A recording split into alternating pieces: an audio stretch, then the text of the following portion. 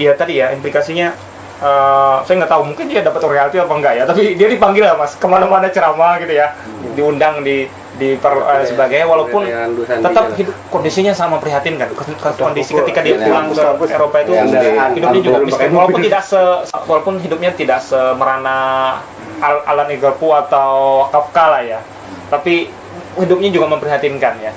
Setelah dia balik itu dan dia menulis, dia kalau nggak salah sempat ke Belgia dan bagaimana meninggal keluarga di Belgia. Nah, kalau nggak salah di Belgia. Kalau nggak salah cerita seperti itu. Sayangnya sebenarnya biografi bagus tentang Kepler itu tulisan bahasa Belanda. Saya nggak bisa bahasa Belanda ya. Ada beberapa yang mencari ini ya, tetap itu.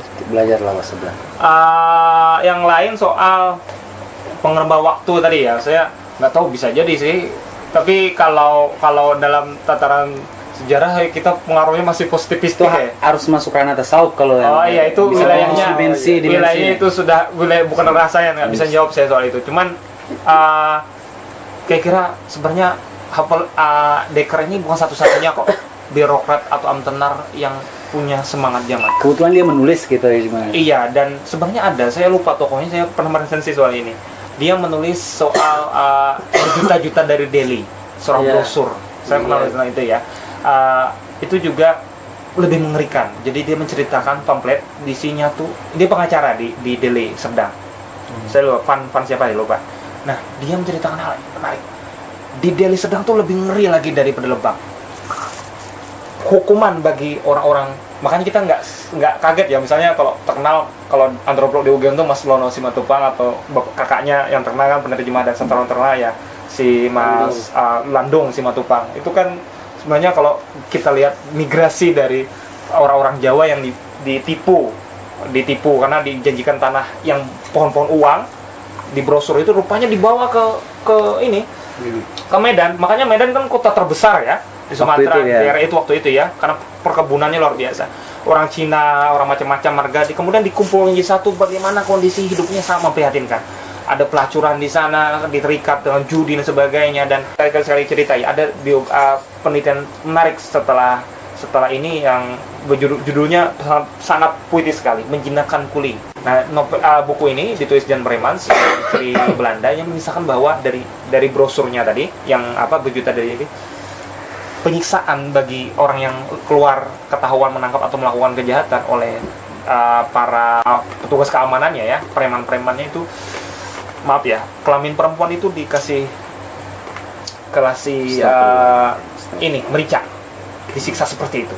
Pokoknya betul-betul tidak manusiawi lah eksploit anehnya itu. Belum lagi keterikatan bagaimana nanti perempuan yang di ini, belum lagi masalah penyakit, bukan perkembangan raji singa dan sebagainya di sana. Jadi ini baru settingnya Delhi ya, belum lagi di Priangan, belum lagi di tanah perkebunan dan sebagainya. Nah, Mas Sainu tadi mengatakan, kalau ini kan ini representasi loh, Bal, kita nih sekelas minum kopi nih, seperti saya judul. Di kolom saya kemarin ya, di coret-coret saya ceritakan bahwa kopi ini sakral fungsinya awalnya. Jadi kalau kita mau percaya bahwa pertama kali penemu kopi itu, memang nggak bisa dilacak secara mitos, itu kambing ya. Penemu kopi itu kambing. Iya, pernah baca. Tapi yang peramunya adalah kelompok Sufi Sadili ya, yang kemudian mencoba untuk bagaimana ada ramuan jamu, semacam jamu untuk membuat kita terjaga dan bisa berzikir dan tengah malam untuk semakin dekat dengan Tuhan. Jadi kopi awalnya yang bagian dari wilayah sangat suci, yang sangat sakral itu kemudian diperkenalkan oleh Turki Utsmania ke wilayah Eropa, dan pengaruh Islam sangat kuat di sana yang menggunakan kopi untuk menggeser yang namanya bir ya. Ketika di abad gelap yang sama, orang Eropa sangat susah untuk beradab ya dalam konteks Islam. Mereka susah sekali kan konsumsi dari pagi sampai tidur bir. Nah, bagaimana membangun masyarakat seperti itu? Ketika kopi diperkenalkan dan perdagangan oleh Turki Utsmania, kopi kemudian pelan-pelan, walaupun Katolik Romawi mengharamkan Kanipro Islam awalnya, tapi kemudian melihat potensi ini. Ketika kedai kopi mulai muncul, wicara mulai muncul, kehidupan mulai aktif, berpikir, kemudian melakukan dialog, muncullah ide nasionalisme, ide demokrasi, hak asasi manusia, kemerdekaan dan sebagainya. Nah, ketika sekarang ironinya adalah menurut saya Starbucks dan sebagainya itu menjadi branding yang dimana kopinya mengambil dari tempat kita sekarang masih tetap ada ya, kualitas yang masih mungkin saya kira masih salah satu yang terbaik. 3 benua yang merupakan produsen kopi adalah negara-negara miskin dan mungkin dalam kategori barat sebagai negara dunia ketiga, Amerika Latin, Afrika, dan Asia, termasuk di wilayahnya Indonesia. Jadi ketika kita mengkonsumsi mungkin kopi bubuk yang instan murah ini, bahkan sampai level kopi luwak, di situ mungkin kita juga mengkonsumsi darah, air mata, dan keringat warga masyarakat kita sendiri. Itu saja dari saya. Nanti Coca-Cola, minum Coca-Cola. Awal aja deh, Amerika, yang pabrik. Ini novel ini sebenarnya rumit ya, rumit. Iya. Jadi Max Havelaar itu adalah naskah yang ditulis oleh Salman di dalam novel ini. Iya. Jadi ini kan ceritanya bertutur si orang Belanda itu namanya Drostoppel. Drostoppel. Drostoppel itu dia ceritanya makalah kopi. Terus dia ketemu teman lamanya si Salman. Si Salman ini miskin sekali, datang ke situ. Terus saking miskinnya, terus dia ingin mendapatkan pekerjaan, tapi dia sudah punya naskah. Naskah itu serahkannya ke Max Havelaar. Ini aku baca dari sisi penulisan aja ya. Iya. Soal isi apa ideologis dan kolonialisme kan dari dijelaskan oleh Iqbal tadi. Nah, kemudian naskah ini si orang Belanda itu namanya, ini susah ini satu Drostoppel. Topel aja lah. Topel. Naskah ini kemudian diserahkan ke Stan dan ditulis ulang oleh Stan. Kira-kira mana? Nah, naskah Max Havelaar ini adalah cerita yang ditulis oleh Salman. Yang kalau ibaratnya itu dieditori oleh Stan. Stan ini mengeditori naskahnya Salman.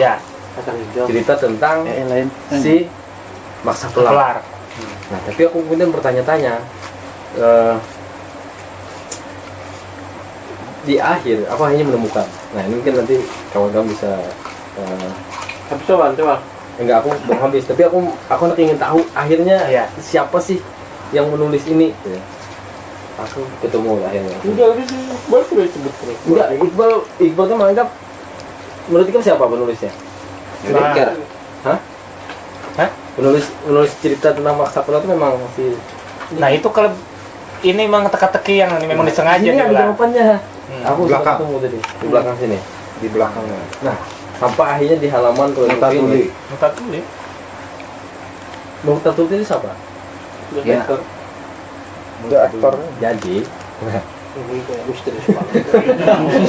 santai aja dulu kesimpulan. Ini aku membacakan. Ya. Cukuplah stand yang baik katanya. Aku Mutatuli mengambil alih pena. Jadi si apa? Sistem itu sudah stop. Yang nulis lagi. Kau tidak diperintahkan untuk menulis biografi Max Havelaar. Aku menciptakanmu. Jadi sistem itu juga ciptaannya juga. Jadi kan asli juga si sistem ini. Nah, aku membawamu dari Hamburg. Aku mengajarmu bahasa Belanda yang baik dalam waktu yang singkat. Ya. Ini mau membuat setengah putih. Nah, terus si Salman itu juga ciptaannya juga, semuanya ciptaan. Jadi yang di belakangnya kan penulis teknik. Iya, maksud gua. Terus. Sebenarnya tidak ada kesalahan gitu. Oh iya. Jadi intinya lah terakhir ini bahwa pada akhirnya keseluruhan ini sebenarnya cerita si tentang Mutatuli tentang ini akhirnya. Tapi ya yang membuat gegernya sebenarnya kalau mau cuma Mutatuli kan kita membaca bosan. Cuman mungkin itu menarik tetap bagi kalau kita ingat awalnya karena memang pembacanya kan Eropa. Ya kan, memang sengaja kan, nak mengisahkan kondisi, makanya Pak Iwan waktu itu karena tahu kan bagaimana sebenarnya kehidupan nyata di luar informasi pemberitaan atau laporan pemerintahan yang prosedural. Maksudnya itu dia tidak ingin bercerita secara langsung, jadi dia menggunakan tokoh fiksi, tetap fiksi, memang ini keren fiksi, fiksi gitu, seolah si Toffel itu seolah itu karakter orang Belanda asli ketemu dengan si Salman. Nah, Salman sebenarnya kalau aku melihat Salman itu Max Havelaar di sini. Salman itu campur aduknya adalah karakternya dipecah di beberapa. Makanya Jun kayak misalnya informasi yang terakhir soal apakah betul Saijah itu tokoh yang mungkin bisa dicari datanya, memang mungkin ada tokoh yang fakta atau Adinda? Rupanya kan yang setahun yang dapat informasi yang orang meneliti tentang Mahsapular, kalau Saijah itu ya ini apa mungkin gambaran metafora dari masyarakat miskin. Jadi bukan tapi kalau Adinda itu memang adalah dilacak bentuk cita pertamanya si Dekker, istri pertamanya orang Aceh itu tadi. Iya. Jadi Mahsapular itu adalah si Salman itu adalah si Multatuli. Iya. Dan semua itu Multatuli. Ya, semuanya itu Inya. Sebenarnya semua ini Inya. Nah, itu kayak Andre menulis tentang Ikal. Alter ego dari Alter ego. Nah, ini kan paling barimor kan cuma yang 100 halaman aja, karena sampai 100 halaman tentang Aida Senja. Jadi si Stan itu sebenarnya Inya juga, Stanley-nya juga, si Dostoevsky juga, semua itu Inya sebenarnya. Iya. Apa yang dilakukan oleh Pak Sandi itu menarik ya, sebagai sebuah teknik bercerita, meskipun pada akhirnya itu ditulis oleh seorang hantu, tetapi di dalam dia menggunakan berbagai macam orang. Tetapi sebagai strategi penulisan itu juga punya implikasi politik sebetulnya. Ya, ini sebetulnya ceritanya siapa ketika dia di. Nah itu yang belum dibahas oleh Mas Iqbal. Ketika ini diceritakan oleh si misalnya ini yang menulis si A, tapi melalui si B, melalui si C. Nah, A, B, C ini kan orang yang berbeda, orang yang punya kepentingan yang berbeda. Nah, mungkin itu bisa dikupas lagi Mas oleh Iqbal.